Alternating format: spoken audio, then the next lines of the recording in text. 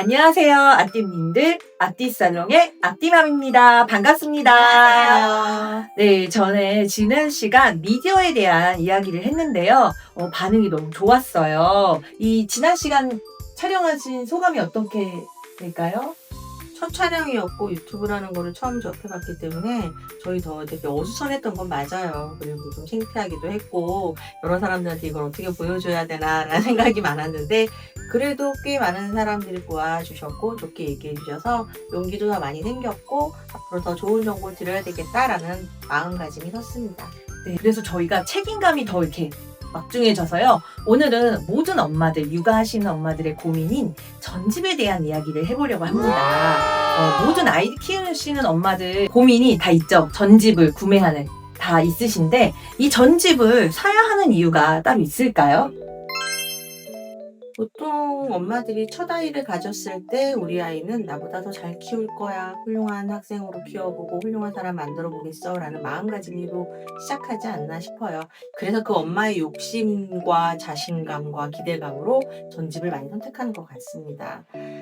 저도 현재 이들을 많이 가리키면서 느꼈던 게 뭐냐면 어려서부터 책을 많이 읽고 올라온 중고등학생들이 학습 능력이 되게 뛰어난 거를 느꼈었고 그래서 난 내 아이 낳으면 무조건 독서가 최고라고 생각하고 무장할 거야 라는 다짐이 되게 강했었어요.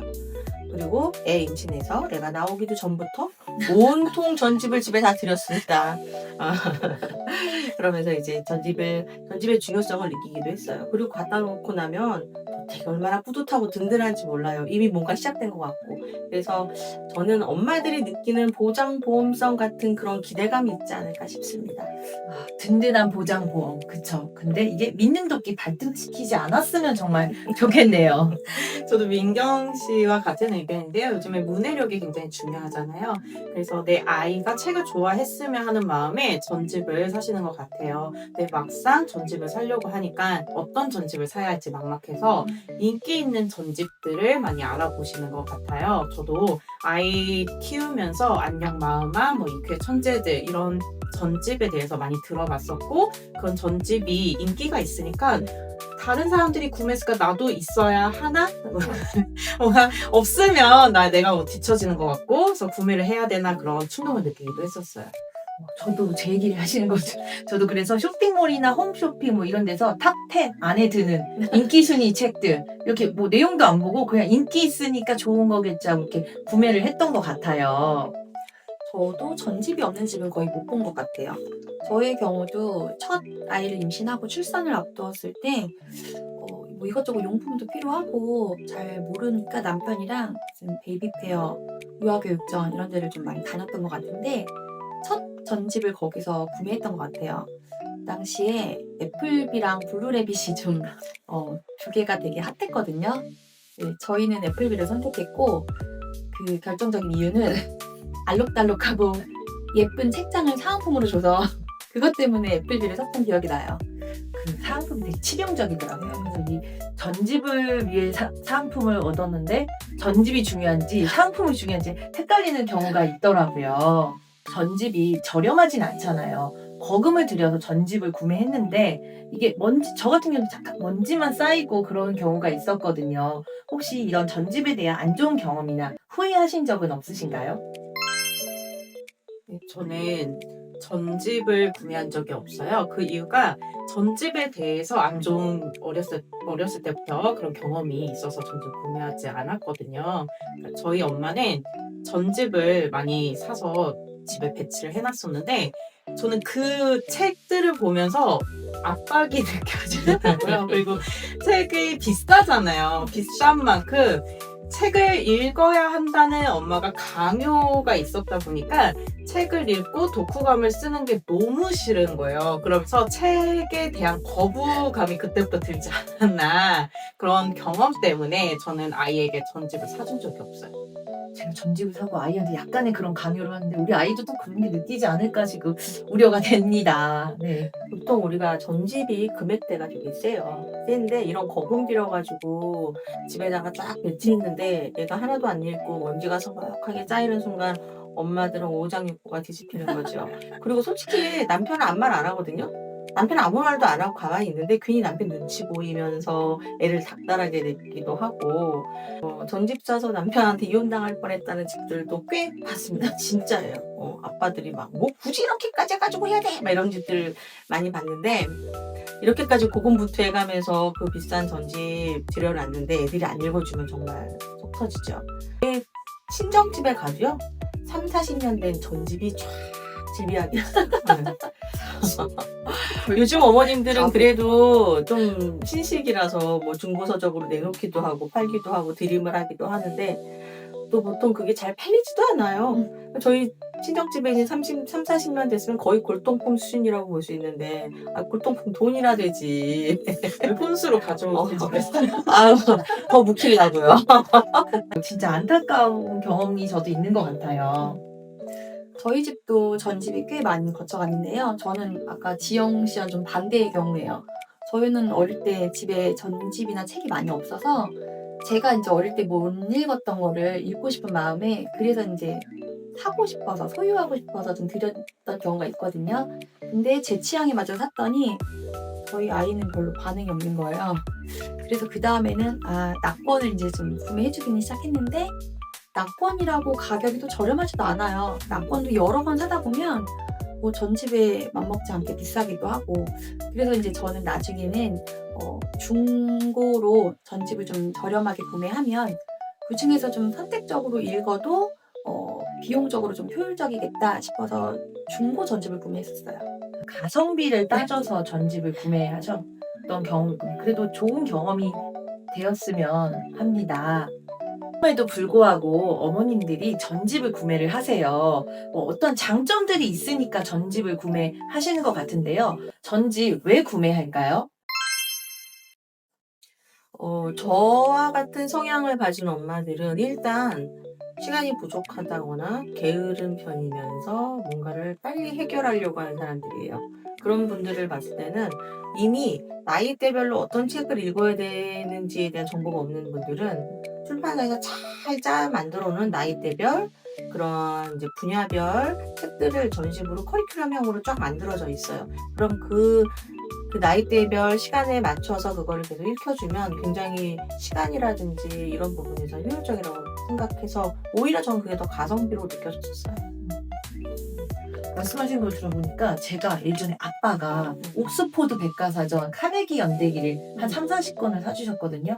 근데 제가 물론 안 읽긴 했지만 거기 한 권이 상대성 이론이었어요. 아인슈타인. 근데 제가 그걸 읽고 너무 감동을 받아가지고 과학 분야, 이과 쪽에 좀 매력을 느꼈거든요.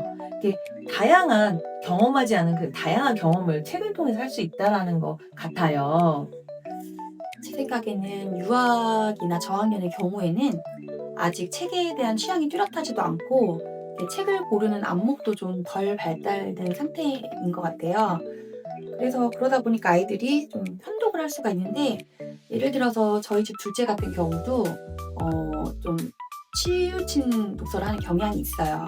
그런 경우에는 아이가 이제 동물을 좀 좋아하는 걸 제가 알고 있으니까 동물 그림이 좀 귀여운 걸 하나 골라서 여기 귀여운 동물 그림이 있네? 와 이게 진짜 귀엽다 이렇게 좀 미끼를 던져요.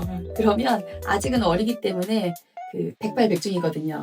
그렇게 해서 아이가 이제 선택하지 않았던 책을 보게 되고 그걸 반복적으로 해서 보게 되다 보니까 좀 독서에 대한 분야가 확장이 되면서 편독을 좀 줄여주는 그런 역할을 좀 하게 되는 것 같아요. 취향을 파악해서 미끼를 던진다. 그거 땡기는데요. 네, 저는 요즘에 아이가 책을 좋아하게 되면서 책을 읽는 속도가 굉장히 빨라졌어요. 지금은 일주일에 2권씩도 책을 읽게 되고 그리고 책의 속도가 빨라졌을 뿐만 아니라 지적 호기심의 분야도 넓어졌단 말이에요. 그러면서 서점과 도서관을 가게 되는 그런 빈도가 많아지게 됐어요. 근데 아이가 매일 도서관이나 서점을 갈 수가 없기 때문에 그 시간적인 면에서 굉장히 비효율적이게 되더라고요.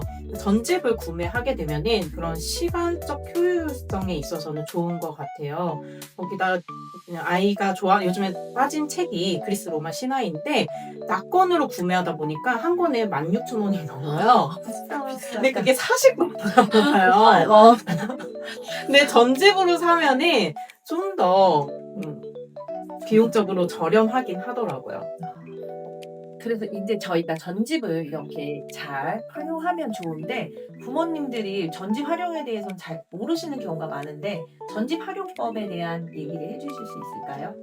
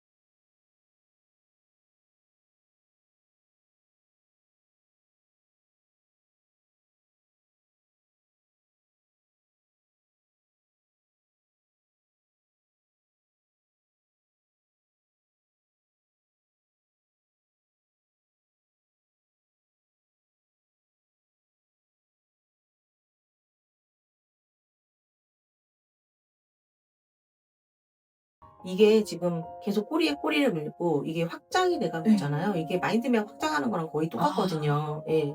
그러면 결과는 우리 초등학교 1학년 때 배웠던 거, 중학교 1학년 때 배웠던 거, 고등학교 때 배웠던 내용이 다 똑같은 내용을 심화적으로 깊어지는 내용밖에 없어요. 모든 과목이 다 그래요. 급이 필수업 같은 예, 거. 통합 효과적으로는 거의 최고라고 볼 수 있습니다. 아, 전 또 그렇게 깊게까지 생각을 못했는데, 아, 이게 역시 전문가분들의 얘기를 들으니까 좀 더 이게 연관성이 있어서 습관화가 중요하다라는 거를 이제 알게 됐는데요. 오늘 전집에 대해서 저희가 약간 간략하게 설명을 드렸는데요. 한 번 더 정리를 해서 말씀을 해주시면 좋을 것 같아요. 전집이란